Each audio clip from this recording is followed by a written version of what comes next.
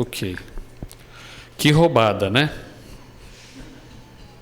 Tem que falar a partir da teologia ou da religiosidade, tentando não ser religioso sobre esses assuntos tão profundos e agora com alta taxa de incidência na população, né? Está aumentando.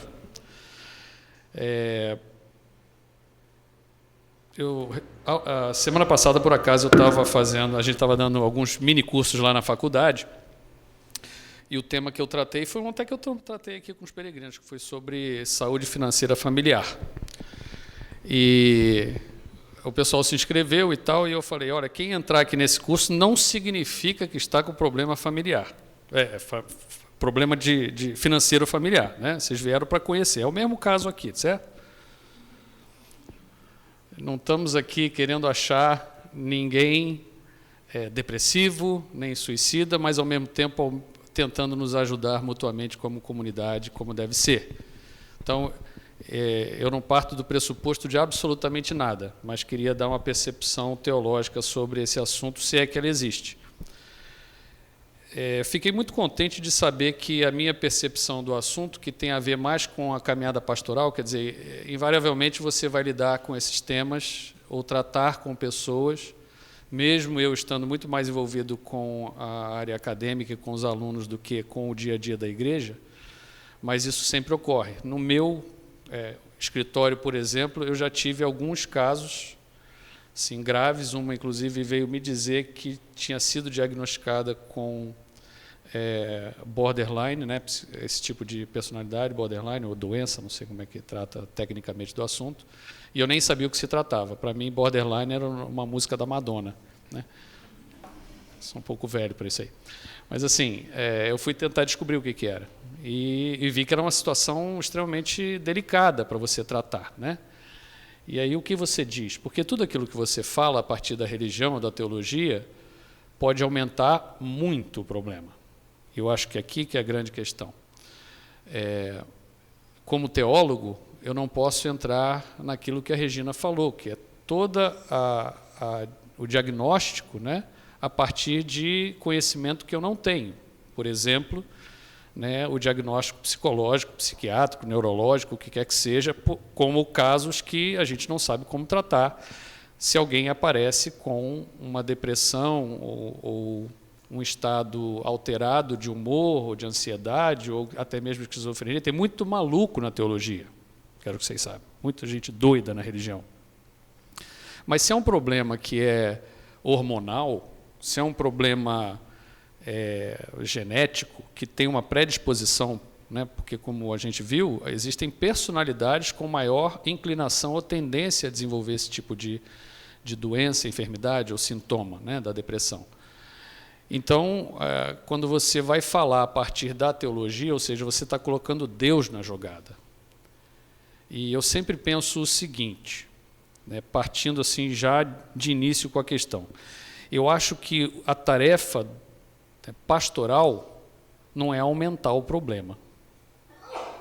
A tarefa pastoral é tentar carregar a ovelha e levá-la para um estágio de melhora, de cuidado.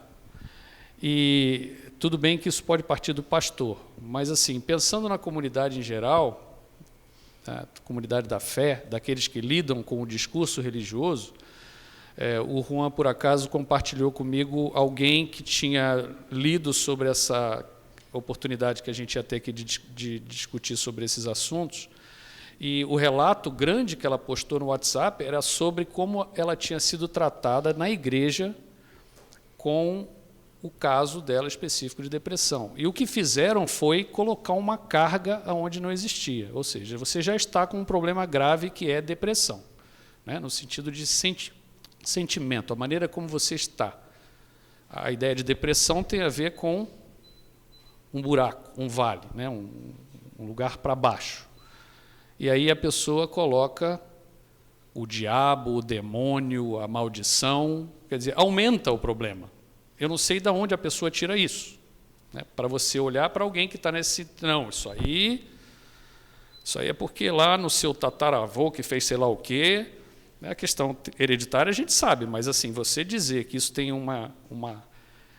uma contribuição espiritual, por assim dizer, de algum ser, de algum ente que está atuando, você deu brecha, você precisa orar mais.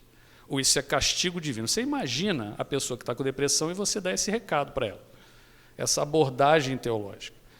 Ou seja, se a religião faz isso, essa religião não é divina no sentido do Deus cristão que a gente conhece. Isso é a religião do diabo, né? Que quer botar a pessoa logo no inferno, quem sabe já manda ela suicidar de vez. Porque é aquela história, a pessoa já tem um problema, você aumenta o problema, qual o cuidado que está sendo transmitido? Mas, no fundo, o que isso significa? O que significa é o nosso grande desconhecimento, né, da teologia quando quer falar sobre a humanidade, sobre a vida humana em geral. Nós somos grandes desconhecedores do ser humano, por incrível que pareça. E aí, porque a religião faz parte da nossa vida e ela deveria ressignificar, ou, por exemplo, no caso, não sei se vocês perceberam, tem muito a ver com desesperança e desespero. São duas coisas diferentes, né? O desespero é aquela coisa imediata que você... né? A desesperança é quando você não tem nada à frente pelo que levantar ou lutar. Então, são duas coisas que se combinam. E a religião, ou a fé, o discurso teológico, está aqui para dar esperança. Mas como a gente desconhece, até porque mais recentemente isso se tornou, a própria psicologia é uma ciência mais recente. A gente lidava com esses fenômenos humanos da personalidade, os distúrbios, enfermidades ou doenças chamadas doenças da alma, ou da psique, como casos de estranheza, né? Como é que você cuida de um negócio desse? Se você leu alguma coisa, já viu isso na história, pessoas eram presas, pessoas eram acorrentadas, pessoas eram machucadas, né? Maltratadas, porque elas fugiam do padrão, mais ou menos, daquilo que a gente chama de normalidade na sociedade. Então, as pessoas loucas, as pessoas deprimidas, por assim dizer, ansiosas e tudo mais, eram tratadas como estranhos, como doenças não curáveis, talvez, e você dava ainda significação religiosa a isso, o que é muito complicado. Então, a minha primeira palavra, depois dessa grande introdução, eu não estou cronometrando, então você me avisa aí, tá, Juan? É o seguinte...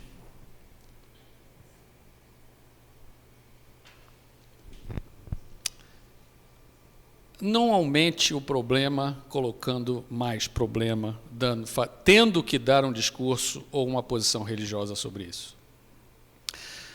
Teologicamente, gente, eu trouxe alguns textos bíblicos, eu não esperava que ninguém fosse trazer a Bíblia, mas eu vou citar algumas coisas que a Bíblia trata e que mostra como se lidava com esse tipo de percepção na antiguidade na construção da teologia. Por exemplo, e eu sei que os crentes, muitas vezes, quando leem esse texto, ficam meio confusos, sem saber o que fazer. Mas tem um caso muito interessante, que é o caso do rei Saul, em que o texto lá do livro do profeta Samuel diz que o Saul era um cara que andava meio nervosão, sabe, meio desequilibrado. E aí, a maneira como a Bíblia trata do caso é dizer que um vento, essa é a palavra que está lá, tá? Um vento de Deus se apoderava, por assim dizer, desse Saul e ele ficava furioso. É assim que o texto diz. Veja que o Espírito é de Deus. A palavra que está traduzida lá, como a gente lê, Espírito, ela está muito mal traduzida, porque quando você fala a palavra Espírito, hoje, quando você usa esse termo em português, a gente compreende, ou a gente já coloca aqui uma manifestação de algo de personalidade, com vontade e identificação. O que eu quero dizer com isso? A gente dá a essa palavra uma existência pessoal de um ser, né? Um ser que pensa, que faz, que acontece, que domina e se apodera. Só que a palavra que está ali não é espírito, a palavra que está ali é vento. Ou seja, fica muito estranho quando você lê esse texto, pois não? 1 Samuel 11:6. Tá? Porque a tradução em português, quando põe a palavra espírito, complica para a gente. Porque quando a gente fala espírito, a gente pensa num ser angelical, sei lá o que, demoníaco, e aí diz o texto, o Espírito de Deus. Aí você fala, ué, como é que um Espírito que é de Deus faz o cara ficar furioso? E aí os crentes ficam meio confusos, falam assim, não é possível, tem uma coisa errada aqui, era o diabo, não era Deus, sabe? Esse tipo de... Mas, no fundo, o que esse texto está dizendo é uma compreensão da vida humana a partir daquilo que se entendia como a manifestação da respiração. Por isso, vento. A vida é dada pela respiração. Por isso, ao criar, Deus sopra e essa pessoa passa a respirar. Ou seja, quando a pessoa para de respirar, ela morreu. Certo? É uma biologia bastante simples. Então, a ideia seria que, quando aquela pessoa mudava o seu estado de humor, vamos dizer, ficar ansiosa ou calma, muda a respiração, concorda? A pessoa ansiosa, certo? Nervosa. Então, a interpretação teológica tem um vento aí diferente, entendeu? Passou a ventar diferente. Por isso, o texto diz isso, um vento de Deus mudava o humor. E aí, um texto mais à frente, no capítulo 16 de Samuel, versículo 15, diz que quando ele ficava nervosão, os servos lá do Saul falaram assim, por que não chama alguém para tocar uma música para ele? No caso lá dizia harpa, mas vamos dizer, como se fosse alguém tocasse um violão para ele, para ver se ele acalma. E o rei Davi, o futuro rei Davi, foi esse cara que foi chamado para tocar então uma harpa para o rei Saul, quando ele ficava meio nervosão. E o texto diz exatamente isso. Olha, quando vinha esse espírito do mal de Deus e entrava lá no Saul, chamavam o Davi tocava uma música e o cara acalmava. Agora veja se isso tem lógica. É quase que uma naja espiritual, certo? Sabe a naja, aquela? A música acalma um espírito, não tem lógica isso, entende? Então, quer dizer, isso é uma compreensão teológica. E mais à frente, quando isso vai tratado no Novo Testamento, eu não vou, porque, gente, para construir essa teologia é muito longa, tá? Então, assim, só acredita no que eu estou falando, depois a gente pode lidar isso com mais calma. Mas, assim, o que eu quero dizer para vocês é que a teologia tenta explicar algo a partir de uma visão e de uma compreensão que ela não tem, que é, por exemplo, a psicologia ou a própria biologia. Então, a explicação que ela dá é uma explicação simplista. O problema é quando nós absorvemos isso e tentamos aplicar como regra do caso. A pessoa está deprimida, então é um espírito oprimindo ela. Pergunta o que é isso? O que nós conhecemos de espíritos, demônios ou o que quer que seja para você dizer que é isso que está acontecendo? Então, os mais espirituais têm essa visão espiritual e viu lá, e aí disse, isso aí é espírito.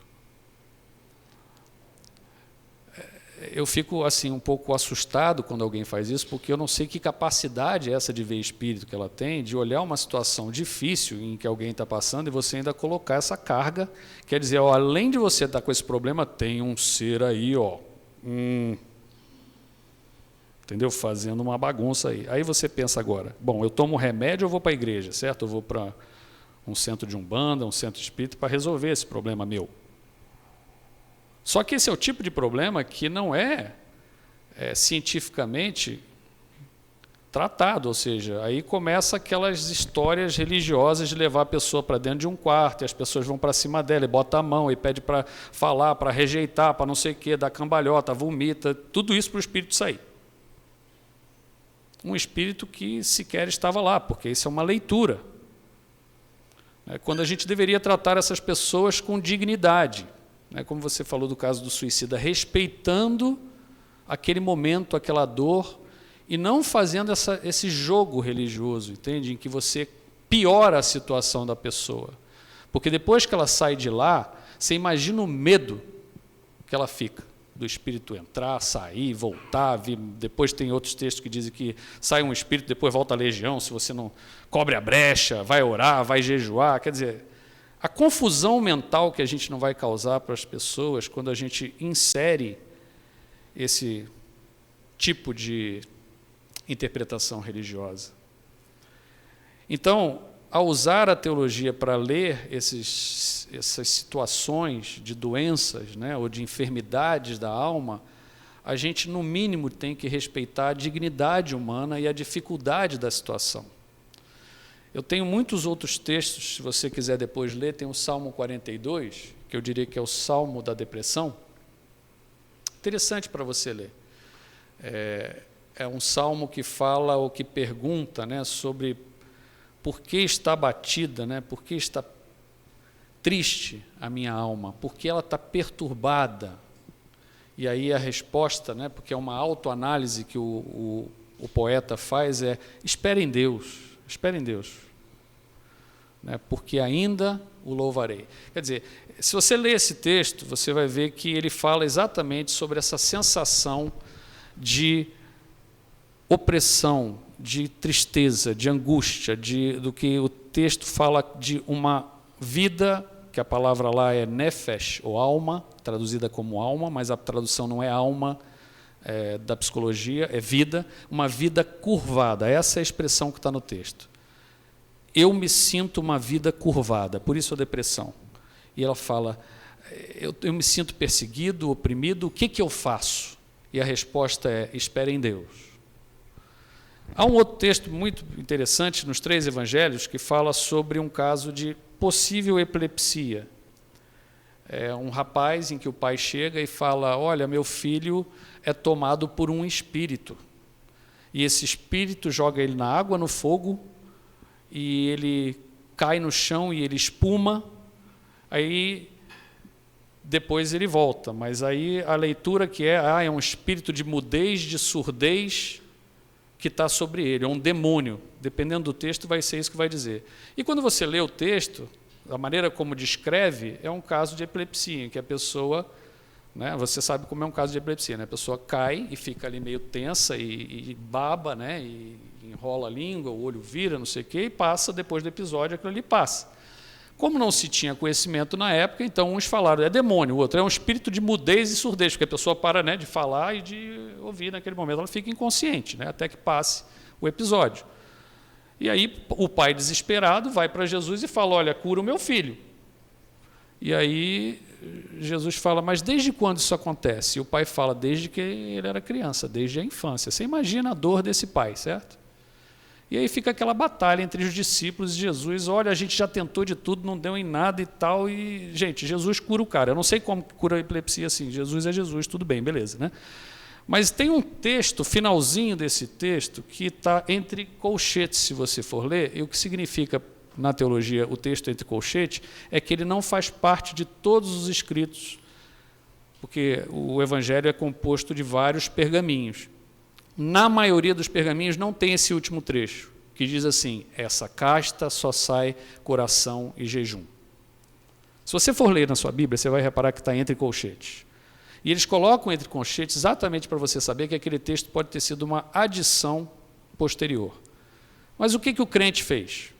Ele tornou isso um mecanismo, entende? Religioso. A pessoa que pode ter uma doença, por exemplo, como uma epilepsia, é lido naquela época como demônio ou espírito.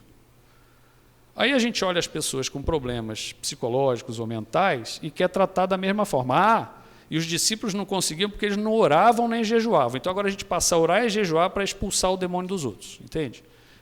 Cria mais um problema religioso sobre algo que não passa de uma leitura cultural de algo que não se compreende. E a teologia não está aqui para falar de biologia ou de medicina ou nada disso. A teologia está aqui para curar, sim, as pessoas, mas o mecanismo é outro. Então, eu trouxe só esses textos, mas tem outros interessantes para a gente lidar com isso, para dizer o seguinte: tá, mas então qual é o papel da teologia? Então, eu queria trazer um pouco da minha experiência pastoral. Tirando de lado os problemas que têm a ver com a biologia ou com a química ou a questão hormonal, que causam, né, alguns efeitos sobre a nossa psique ou sobre o nosso corpo. Não há separação aqui, certo? Quer dizer, eu imagino que muito do que ocorre hoje, os casos terem aumentado, de depressão, suicídio e tantos outros transtornos que estão por aí, como síndrome do pânico, não é isso? As fobias, as psicose, tantas doenças que a gente tem na nossa sociedade, a gente que está estudando para saber se isso não tem a ver com o que a gente come, que a gente ingere, a quantidade de substâncias químicas que estão aí, de conservantes, de transgênicos, sei lá o quê, de corantes, de hormônios, né? A gente come galinha que tem o dobro do peso porque encheram de hormônio lá, e a gente está comendo filé de frango achando que é light, certo? Que efeito isso faz sobre a gente? Não sei, deve fazer algum, porque a galera está meio pirada mesmo. Ou seja, eu não tenho como abordar esse caso. Tirando também as questões genéticas e neurológicas, de doenças, né, do próprio cérebro, questão dos neurotransmissores que não funcionam bem, isso vai causar algum tipo de distúrbio, eu também não posso fazer muito sobre isso. Vai procurar o pessoal da área de saúde para poder ser tratado. Nós, da igreja, comunidade da fé, aqueles que têm algum tipo de crença, o que a gente pode fazer? O que eu tenho percebido é que, no fundo, um grande componente para esse tipo de situação e de doença ou de sintoma na sociedade tem a ver com o contexto, com a sociedade em que vivemos. Se você prestou atenção no que a Regina falou, muito é causado pelo tipo de sociedade que temos hoje, que é uma sociedade cheia de competição, cheia de cobrança por eficiência, por produtividade. A gente mal tem tempo para descansar, e quando a gente vai descansar ainda fica no celular lá, se enchendo de problema. Eu fico imaginando a quantidade de doente que não foi gerado só nessa eleição, né? Fora as quebras de relação, né, de família e amizade, só porque você falou de política. Agora, você imagina em que momento a nossa cabeça para né, dar uma acalmada. Então, a nossa sociedade é uma correria desenfreada, você acorda já devendo o tempo, aí você quer fazer alguma outra coisa do tipo, não, eu preciso ler alguma coisa, eu preciso me exercitar, eu preciso comer. Não, você já sai correndo e corre para lá e corre para cá, é o trânsito. Fora isso, toda a questão da insegurança, da violência, né? A nossa sociedade está assim. Eu tenho certeza que isso é causador de doença. Por quê? Porque como isso afeta certos tipos de personalidade, aquelas pessoas que têm uma tendência maior ao medo, né, à insegurança, aquelas pessoas que têm uma maior tendência à ansiedade, a expectativas, de certa forma, responder à expectativa dos outros. Uma das características que vocês viram lá é perfeccionismo, né? Perfeccionismo, a pessoa se cobra, mas também é cobrada pelos outros. Então, ela tem uma expectativa, tem que cumprir aquilo ali, tem que... né? Imagem, ai meu Deus, será? Fora isso, há uma questão muito também do controle. A gente quer controlar a vida, quer saber de tudo como vai acontecer. Então, você sai com o seu carro, você sai andando na rua, você fica com medo de ser assaltado, mas será que começa a controlar, e você quer controlar a sua vida, quer controlar a vida dos outros. E na nossa vida extremamente corrida, competitiva, com cobrança, produtividade, meta, aquilo tudo sobre nós o dia inteiro, o dia inteiro, o dia inteiro, o dia inteiro. E mais alimentação, e mais falta de descanso, e mais falta de exercício. Quer dizer, esse somatório de coisas me parece que seja o maior causador, tirando todo o lado, né, da medicina, o grande causador desses sintomas e do desenvolvimento, vamos assim dizer, daqueles que têm a tendência à depressão. E eu não vou nem falar no suicídio aqui, porque o suicídio seria já a desistência total diante das crises. O que eu posso dizer, gente, é que a perspectiva teológica, me parece também, né, só mais um dado, me parece que as pessoas que desenvolvem esse tipo de vamos dizer, enfermidade, tem muito a ver também com o autocentrismo. O que eu quero dizer com isso? São pessoas que se preocupam demais consigo mesmas. No sentido de... O perfeccionismo tem muito disso, né? Ela se cobra demais e ela se avalia demais e tenta controlar os outros, mas é sempre em função de si mesma. E a teologia nos explica ou nos ensina, né? Eu pegando aqui agora até a própria palavra do Salmo 42, espere em Deus. Qual é a diferença de Deus na história? Como é que Deus entra na história? A fé, como a própria Regina disse, a religião é um dos componentes para ajudar nesses processos. Claro, tirando todo aquele lado de maldição e colocar espírito mal em cima dos outros, tirando esse lado, como a fé, a religião nos ajuda? Primeiro, ao você colocar Deus como meta, como alvo, como referência, o que você está fazendo é absorver de Deus, aquele que nos fabricou, né? Usar a referência que Ele nos ensina. E o que Ele diz para a gente é que a gente não tem que andar ansioso por coisa nenhuma. Em várias passagens Ele diz isso. E a gente está aqui querendo controlar a vida. A vida é incontrolável. Eu te convido você a ler o livro de Jó para você aprender sobre isso. O Jó são 42 capítulos de um livro onde alguém tenta entender a vida. Ele passa por um sofrimento profundo de perder tudo, ficar doente, abandonado, ter 3 amigos enchendo a cabeça dele com teoria teológica, e ele fala, não é isso, não é isso, não é isso. Até que Deus pergunta para ele, Jó, você é Deus? Aí ele falou assim, não. Então está aí a resposta. Veja, essa é uma resposta que parece que não nos satisfaz, porque a gente quer ser Deus da nossa própria vida.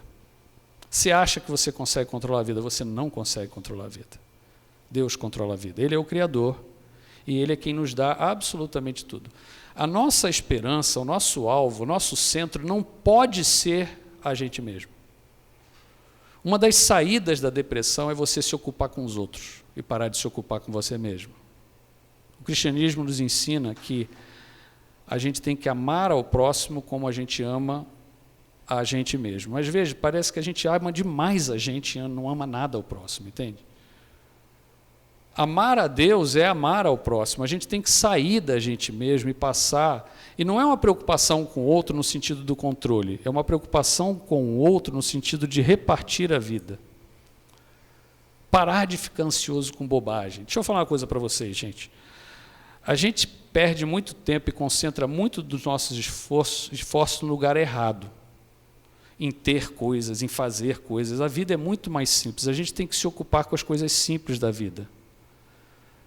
Uma das coisas que a gente pode fazer é entender a beleza da vida. O dom da vida é bom demais e a gente tem que aprender a curtir a vida. A gente tem que achar graça das coisas. A gente tem que dar valor à beleza que há nas pequenas coisas.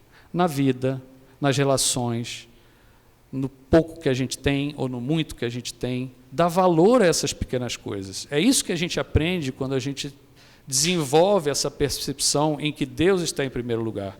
Porque Deus está em primeiro lugar não significa aumentar a sua frequência nos rituais religiosos. Não é isso, porque Deus não precisa de nada disso. Deus não precisa que você vá mais à igreja, que você ore mais, que você jejue mais, que você leia mais a Bíblia. Ele não precisa disso, porque isso não muda Deus. O que Ele quer é que você seja feliz. Isso muda. Você sendo feliz, você sendo grato pela vida que você tem, você aproveitando esse dom que é a vida, nas pequenas coisas, sem tentar controlá-la, porque você não vai controlar a vida, aproveitando os pequenos momentos de um sol. O sol é tão importante. Eu me lembro no Rio de Janeiro, quando eu saía do meu prédio, e estava um sol bonito, eu olhava para aquela montanha alta, tinha um corcovado aqui, e eu louvava a Deus, eu falava, nossa, eu só queria respirar. Você fala assim, sabe, você ganhar o dia porque você respirou, olhou o sol, olhou você ir na praia, molhar o pé. Pequenas coisas, gente. O sorriso, um abraço, um beijo. Aproveitar a vida. Quando a gente aproveita a vida e a gente é grato pela vida, Deus se alegra, porque esse foi o maior dom que Ele pôde nos dar. E Jesus Cristo, nesse sentido, é a maior referência para a gente, porque Ele foi uma pessoa que não viveu para si. Veja que Ele diz, aquele que quer salvar a sua própria vida vai perder.